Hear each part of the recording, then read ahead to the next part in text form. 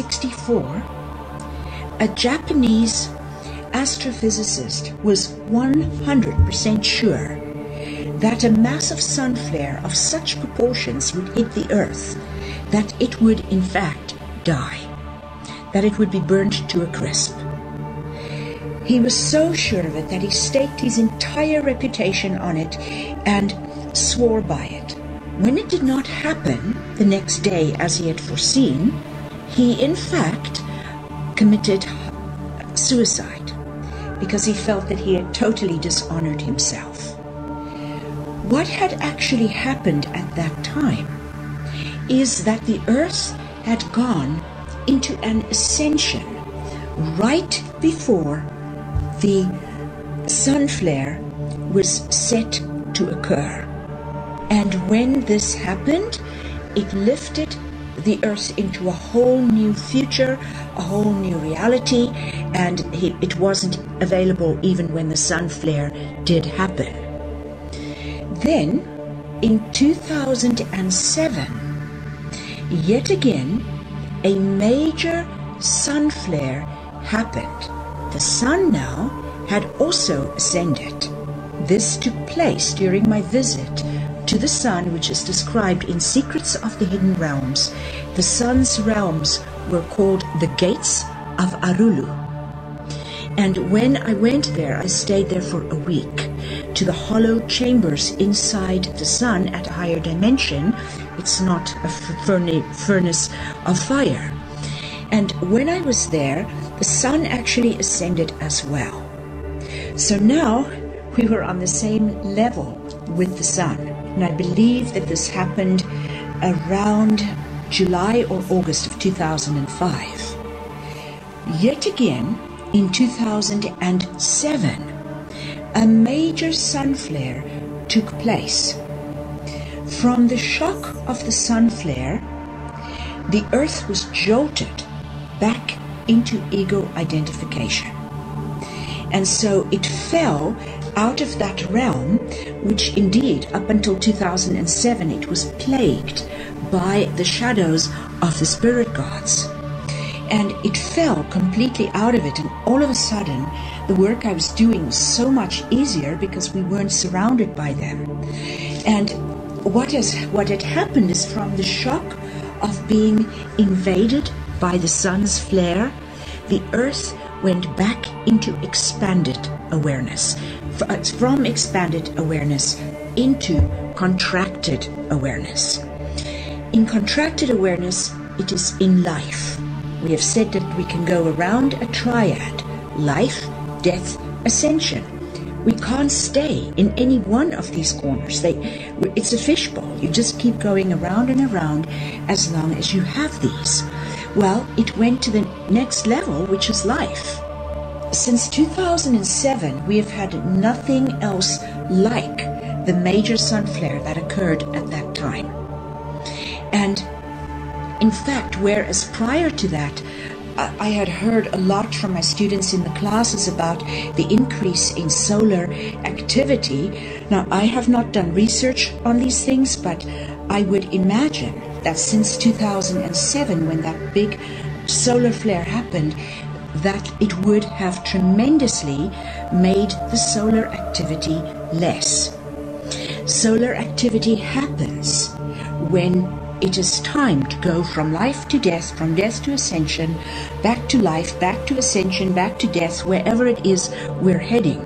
So what we now had is that on the 8th of March 2012, a massive solar flare happened. It gained momentum as it was approaching the Earth, and also it gained in size, gathering these supercharged electrical particles to bombard the Earth at millions and millions of miles per hour. It hit on the 8th. Prior to this, I had just a jam-packed week after week after week of retreats here at my house. All of the students that came to my house worked on going into their resurrected bodies. by combining body and soul and creating a resurrection for themselves. I just this morning opened a letter from a sister, my beloved sister Linda Baker in Ohio, to explain to me how new her skin is, that it's baby soft, that her hair is fuller. Everything about her life feels different and beautiful because she went into resurrection in my class. What is resurrection?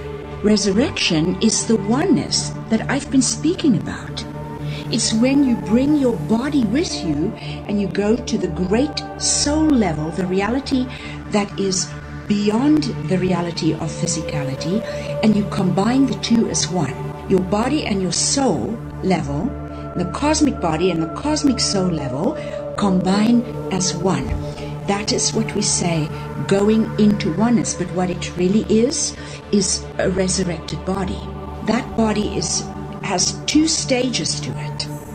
But the first stage, at least, is that death has no claim on you, life has no claim on you. You can go where you wish.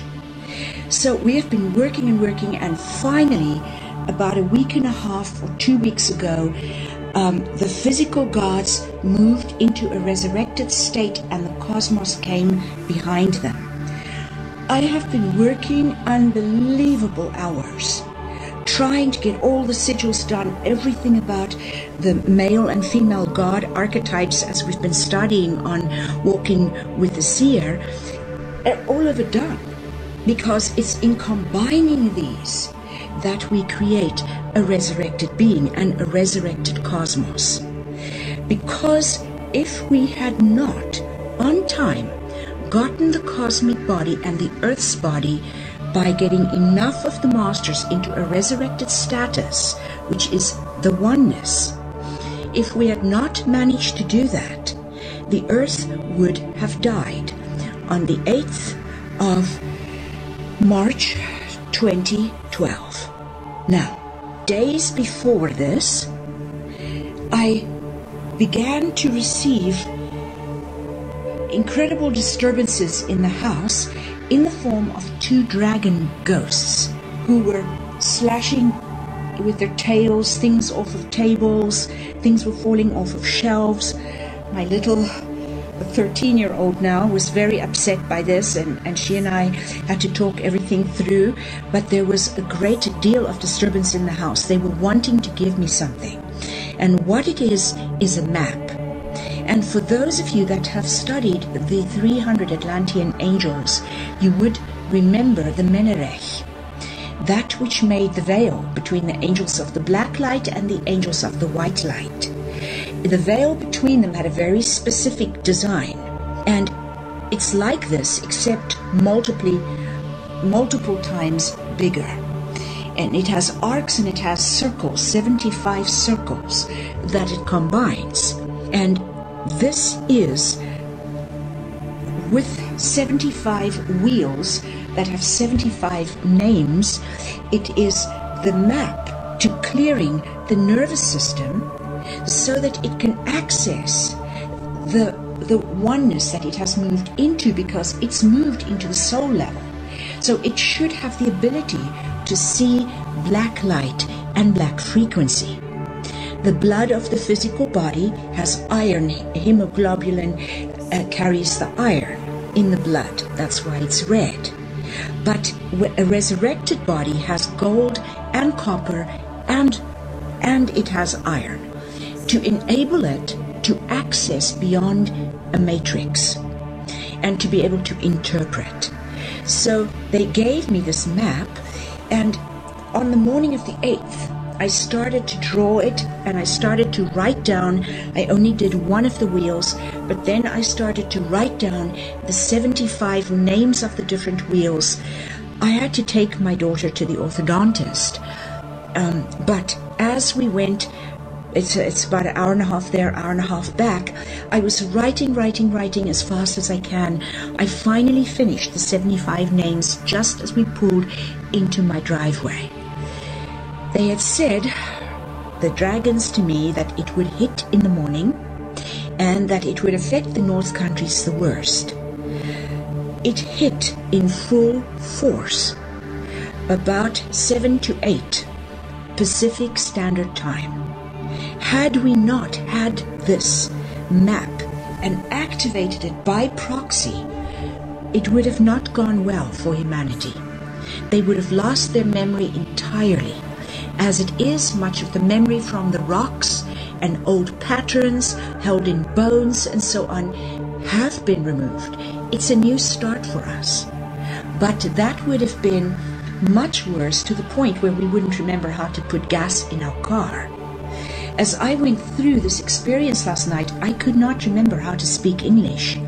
I was trying to tell my daughter, as this solar flare activity hit, that, and it was moving through my body, hitting me in the solar plexus. I was trying to tell her not to be afraid if I stop breathing and my heart stops beating. But I had such a hard time because I couldn't remember English. It would wipe out humanity's memory had our nervous system not been in a position where it could process it, at least to the extent that it had to.